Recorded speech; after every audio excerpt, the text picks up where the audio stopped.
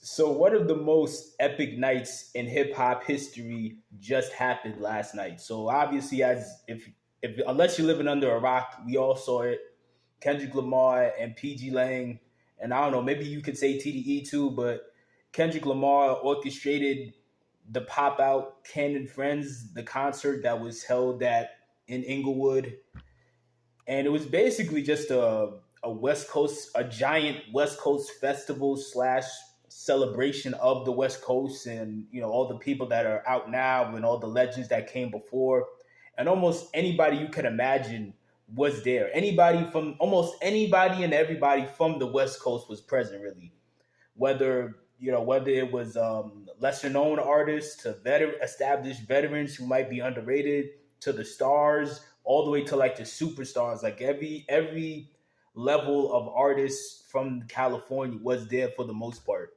There was a Black Hippy reunion, and again, like everybody you could imagine, or almost everybody you could imagine, was there. Whether it was Dom Kennedy, Westside Boogie, YG, DJ Mustard, Blxst, like just countless people. Like the whole West Coast essentially just stood on business when it comes to standing by Kendrick Lamar. Like it's so fascinating to watch. Honestly, you know what I mean? Like it's fascinating on so many levels. Like number one is really just the solidarity that the West Coast has. It's extremely fascinating to me. Like witnessing the solidarity that we saw in that concert amongst all these people from the West Coast was just really just amazing to see. Honestly, as somebody who grew up in New York, especially being that I grew up in New York during the 2000s, I've always found it very fascinating watching all these people from California, from the West Coast, and from like the South, how they've always made they've always made coming together and showing solidarity seem so effortless. Which again, growing up in New York, I'm not used to seeing that. Obviously, like New York is one of those every man for themselves kind of city. That's just kind of how it's always been, at least in my lifetime. There's never been like any sort of collaboration, or there's just never been the type of solidarity you see with these other regions of the country. Now, obviously, these other regions of the country, they still have their own problems and they still get into it with each other. But it seems like whenever there's a moment like this, without zero hesitation, just everybody just clicks and just gets on the same time. It's just a really fascinating thing to see, in my opinion. I mean, it was to the point where you saw even all these different gangs, like you seen Bloods and Crips, and everybody just come together, at least for this one night. I can't say enough just how fascinating it was, kind of watching all this play out. But it really was, obviously. Another thing that I found fascinating was this kind of stuff. It kind of negates the whole angle of saying that Kendrick Lamar used bots, or the whole bots theory that's been circulating within the past week or two. It kind of negates that, honestly. Like now, for the people that don't know, over the past couple of days, there's been somebody who's come out who's claiming that they were paid by Kendrick's manager and Kendrick's team to inflate Kendrick's numbers, and also to inflate the number of people who disliked Drake's Family Matters video. And I mean, it's unlikely, but at the same time, I still kind of looked into the situation and thought about it because I'm open minded. But like, could it be possible that Kendrick used bots? Yes, it could be possible, but again, I just think it's extremely unlikely. Not because I don't think Kendrick is above using bots. I think all artists, like just a quick side note, I think all major label artists use, like, when I say all, I mean all. I think all of these major label artists, regardless of genre, I do believe that all of them are using bots to some degree. I think they've been using them. And you know what I mean? Like for as long as they've been a thing in this internet era, I think they've been using them. But at the same time, well, but just to further expand on my point, the reason I believe they're using them is because a big game that a lot of these major labels play, is they want these artists to seem bigger than life. They want them to seem more popular than they are, because they know that most fans are followers, and they know that most fans aren't really like real music fans. They're kind of just consumers who just want to follow whatever's popular or trending. So they know if they make the artist look extremely popular, then most people will start to become fans by default because they don't want to miss out. A lot of people have like FOMO, the fear of missing out, obviously. But in this case, as far as the theory that Kendrick is using bots or his team's using bots, I think it's unlikely, honestly. I don't think that's the case. I really don't think that's the situation we're in. I think this is a situation where Kendrick is just as popular as Drake. Him and Drake went toe to toe, which is something that we always imagined happening, but never thought was actually gonna happen. Like I made a joke with a friend I was talking to about this, that this kind of felt like it kind of felt like you were getting ready to watch the climax to an anime that you grew up watching that was on for so many years, and people theorized who they believe would have won in a battle and who wouldn't have won, and so on and so forth. Kind of like the whole Naruto and Sasuke thing. For anybody who kind of watched Naruto, like that, so many years people kept wondering what would have happened, and so when you finally see people get extra hype, whether it was good or not. People get extra hype because it's like they're finally getting to get the answer, get some closure on the argument that they had over who would have won, and obviously we see Kendrick won. But again, in this case, I don't think it's bots. I just think this is a matter of Kendrick is just as big as Drake. People have always wanted to see them battle, going back to the Control verse, and Kendrick just won. That's all it boils down to. He won, and everybody knows.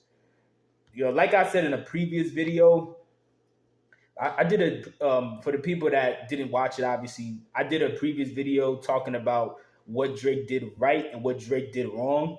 No. It was about what Drake did right and what Kendrick. It's about what Drake did wrong and what Kendrick did right in their beef. That's what the video was about. And Kendrick really hit all the angles that I was pointing out that artists need to hit when it comes to making a successful diss campaign. So I'm gonna put on the screen right now the Venn diagrams that I created again, just pointing out the key factors of what I think rappers should bring up when it comes to trying to make a diss campaign towards another rapper that they're beefing with. Just essentially almost like kind of like a checklist or a two-tier system or whatever of what you can and should bring up or utilize to give yourself the best advantage. So as far as the facts angle, Kendrick brought up facts. You know what I mean? Like Drake did smash Wayne's girl while Wayne was in jail, which was foul. Drake does lean heavily on Atlanta for new creative energy and to stay relevant. He also, Kendrick also kind of stoked the fire for like the whole tea culture / shade room crowd when it comes to alleging that Drake is a PDF file and Drake also has a secret daughter. Now, could that be true? Could that be a lie? I don't know. It could be the truth, but it also very well could be a lie. But, because people aren't too used to hearing Kendrick make stuff up, it makes it a little more believable, especially when Kendrick already spoke about things that were true and were factual, and then he just kind of mixed it all together. So again, it makes it very believable. But as far as some more angles that Kendrick leaned on that I thought was smart, obviously, he had the lyrical prowess. He also put out a hit record dissing Drake on the hit record. The public was also rooting for Kendrick because to many people Kendrick kind of represents hip hop in its like more pure form without being super corporate or commercial, even though is commercial. Like I know people don't like to say it, but Kendrick is a pop star. People say that like it's an insult when a pop star is literally just a popular star, but that's neither here nor there. But again, people were rooting for Kendrick already. A lot of people view him as the more pure form of hip hop compared to Drake, who they don't view that way. And also Kendrick has classics, which leads into the other angle, which is track record. Kendrick has a better track record with hip hop fans and hip hop purists. It's a better track record than Drake, so that goes into his favor and makes him more believable. Which again is why when Kendrick puts certain stuff out that isn't there's really no real evidence, like Drake having a secret daughter or Drake, you know, touching kids. Like there's no official, undeniable proof. But based on the way Drake has conducted himself, along with the fact that Kendrick brought up things that Drake is guilty of that is provable, and just all of that put together makes it very believable. And Kendrick also has a track record of being a more humble person, so it makes it less likely. People are going to view him as less likely to lie, obviously. Kendrick also had like schoolyard disses, making fun of different things about Drake, like his braids, stuff like that. Then also Kendrick also utilized social media and was savvy when it came to social media. And you saw that when he dropped Not Like Us, and he allowed a bunch of content creators who reacted to it, he and the label, they allowed those content creators to play the entire song and over again and not get copyright strikes and actually be able to monetize the video, which again allowed for even more buzz to come around, because now people are extra excited. They're rooting for you more. They feel incentivized to root for you because you just essentially gave them a green light to get extra attention on the back of your song. Which, I mean, he didn't do that forever, obviously, but at least for the first couple of weeks, when he and his label allowed the artists to use those songs, that made a big difference for a lot of those content creators who were able to make a boatload of money on the momentum that beef had, obviously. Overall, I thought it was just a well thought out and well executed game plan to beat Drake by Kendrick. So when it comes to the whole bots theory, even if Kendrick did use bots don't change the fact that Kendrick won. And bots don't change the fact that people are across the country right now, but especially in California, but just across the country, they are laughing at Drake. They are literally at a festival, at a sold out show in an arena that's basically one giant West Coast festival where the entire crowd is crip walking and singing A minor. Like that. Bots don't affect that. Bots really don't matter when it comes to that, whether he used them or not. At the end of the day, that's not a good argument to make when Kendrick won regardless. Another thing that's fascinating about this to me is just watching all the celebrities that were also there. Celebrities like LeBron, obviously. We know, even though that doesn't sound like a big deal, we all know that athletes are still a big part of pop culture, especially people like LeBron.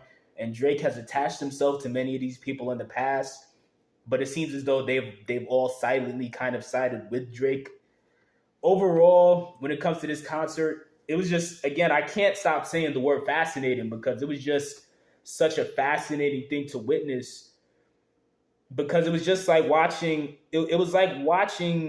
a really hyped up funeral. like this was the most celebratory funeral that I've ever seen. Like, now, will Drake actually fall off after this?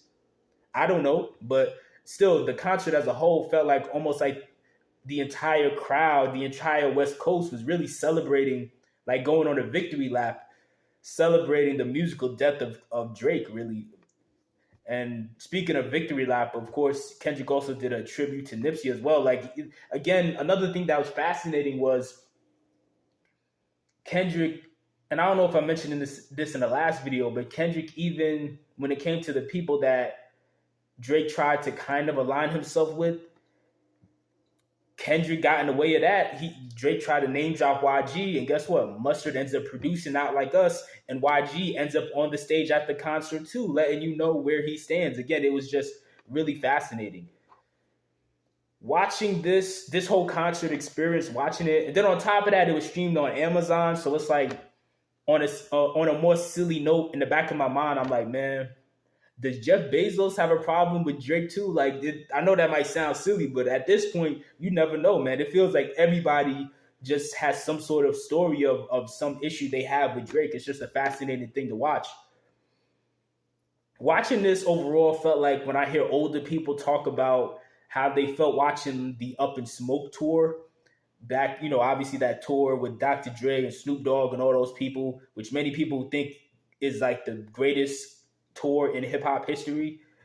But watching this event, it kind of gave me that vibe. I feel like this, in hindsight, I feel like this concert slash festival is probably going to go down as our generation's equivalent to what the Up in Smoke tour was for the people that were old enough to go back in the early 2000s or whatever. So it's just a fascinating thing to witness. So again, let me know what your thoughts are in the comment section below. Let me know, did you like the concert?